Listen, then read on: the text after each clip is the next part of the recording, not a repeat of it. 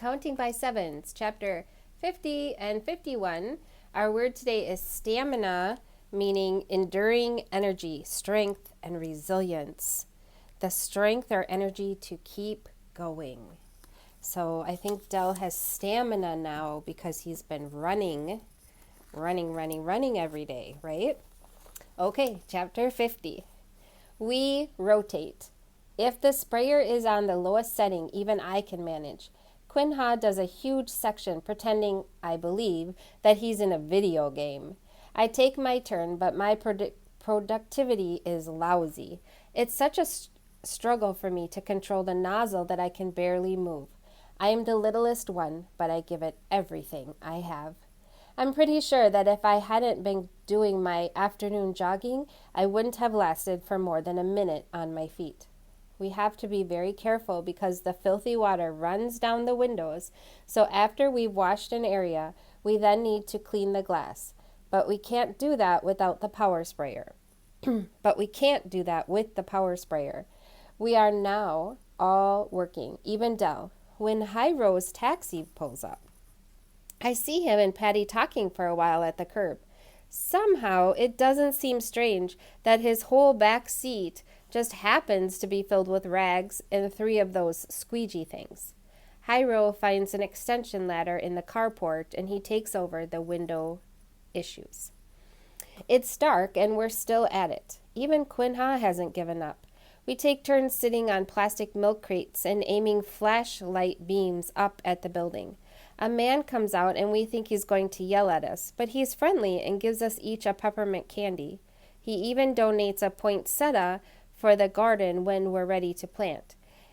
He's had it for almost a year and can't believe he's kept it alive. We have finished the interior courtyard walls and now we're working our way around the outside of the building. We have brooms to direct the runoff, which is a big job in and of itself. There is pink-brown stream with stucco bits that flows from everywhere, from whatever area has been sprayed. If you aren't aiming the light, you are swooshing the water down into the drains. Hiro has been washing windows for hours. Quinha has taken control as the most valuable player of apartment power spraying. He is the only one who power sprays like an athlete. Since I've never seen him do any kind of sport and I'm skeptical about his bowling, I'm surprised. Physical stamina is a component in leadership, even in the modern world, where it isn't necessary to be able to harness an ox, because it is still impressive if you can. As it gets really late, Dell retrieves one of the old lawn chairs from the second-floor balcony. He starts to relax. Or maybe the muscle pain relievers Patty gave him kick in. People now seem to think the garden is a good idea. It's possible they are just thrilled to have their windows washed.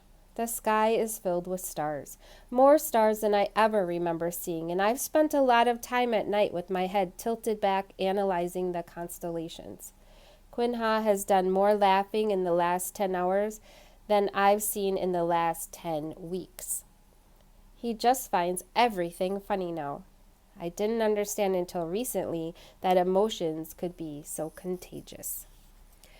I know now why comedians are important in culture. Sitting on a milk crate in the middle of the night with a flashlight illuminating what at this point is a paint blasting project, I laughed too. At nothing really. Then I realized that I'm laughing because I'm laughing. It's after 3 a.m. Hiro's gone. Patty went to bed after he left. May can't seem to stop herself from pushing runoff water away from the building with a broom. Dell is still outside, but he's been asleep on his lawn chair for an hour. He got cold and climbed into a plastic garbage bag. He punched his feet through the bottom, and now he reminds me of a talking raisin I once saw on a TV commercial. A guy in the apartments across the street told us to turn off the machine a few hours ago, but Quinha ignored him. Finally, Quinha gives us a signal and May kills the motor. She and Quinha and I stand back and point our flashlights as we stare at what's been done. Layers have been removed of dirt and pink paint and acne-like lumpy stucco. The whole surface of the structure is smooth and sleek.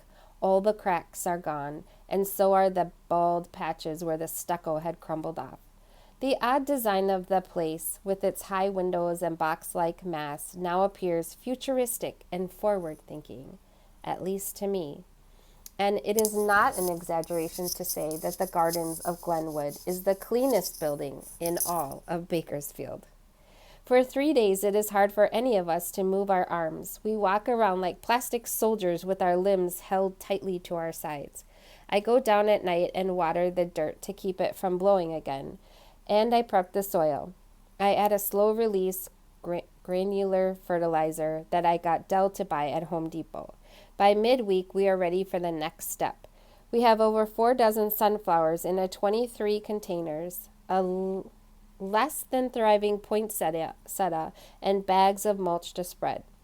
As soon as we put the sunflowers in the ground, they should take off. They will send roots down as far as 6 feet into the soil. Their single stem in the next few weeks will each produce a terminal flower bud. I know how this all works. About a month later, after they've gained up to 8 feet in height, the large, flat disc that is the flower will unfurl. For a week, it will bloom. Bees will arrive and pollinate the many florets that make up what we think of as single flower, but what is in reality many, many small blossoms. A week later, when the blooming is over, the florets will turn into seeds and ripen. All of the energy will move to this next generation of life. The plant will have given birth to the future, and then it will be done. This is the way it works. From the bacteria in the sink to the fruit fly circling the bowl of bananas, we're all doing the same thing.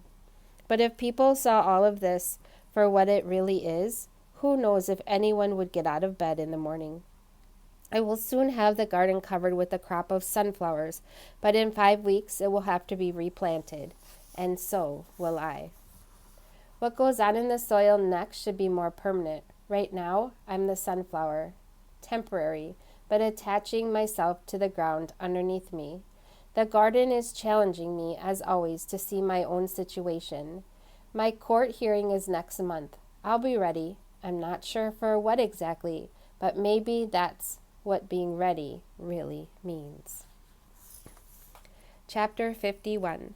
Dell pulled into the parking lot. There wasn't a place for him, for his car, for his always now sore from exercising body. After circling the lot in frustration, he lined up in front of the only available spot he could find. It was tiny, crowded on one side by a school district van and on the other by the chain link fence that wrapped around the entire property. Dell stepped on the gas, intent on inching slowly ahead. Instead, his foot slipped. Every hair on his body stood on end at the sound of metal on metal as the fence post dug a crease along the entire right side of his vehicle. Dell cut the engine as he shouted and swore and pounded his fist, which hurt because he accidentally hit the dashboard instead of the upholstery. He found himself thinking of Willow. She would have told him before he went forward that the space was too small. She would have calculated the mass or the distance or figured out something. Dell pushed the thought of the girl out of his mind and opened the door. He was faced with another harsh reality.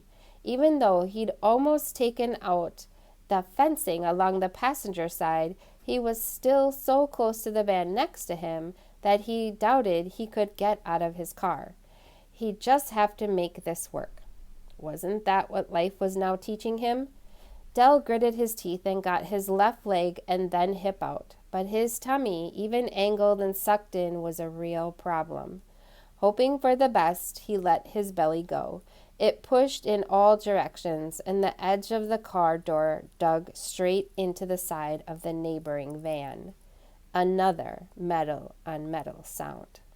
He stared wide-eyed at the damage. The van panel was like cardboard. Dell slammed his door shut and took off in a runaway from the scratched metal crime scene. But as he made his way through the rows of cars, a dark mass leaped from behind a tire and slithered right between his wobbly legs. Dell felt the fur touch his ankles, and he shrieked like a startled child. Inside the low brick building that housed most of the administration, he could see heads suddenly appear in windows. Dell dropped down to the asphalt to shield himself from the peeping professionals, and that's when he got a close-up look at the creature formerly known as Cheddar.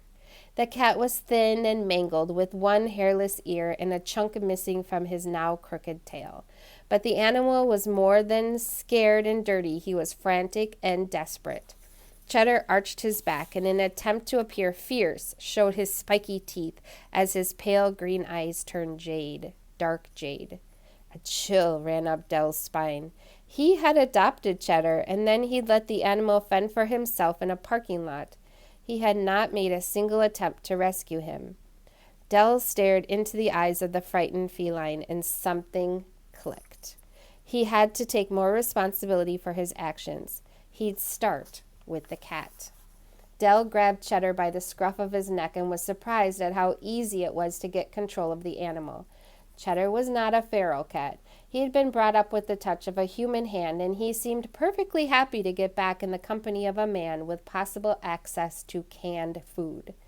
Dell crossed the lot back to his car, and then he squeezed himself and Cheddar into his vehicle. Cheddar jumped into the back as Dell started the engine. He could hear a new sound now. It was low but distinct. The cat was purring under his seat. Dell reversed out of the parking spot, and curiously, this time the fence post didn't even touch his vehicle. Dell dropped off Cheddar at a vet on Central Avenue with instructions for a flea bath and a full exam. He'd pick the animal up at the end of the day. Then he returned to the school district offices, and this time parked on the street and walked 2 blocks. He then went straight to the main office and reported damaging the van. It turned out the school district had insurance, and the woman told him not to worry. Dell went to his office with a spring in his step. Maybe it was the running. He'd lost almost 15 pounds. Or maybe it was knowing that he'd done right by Cheddar.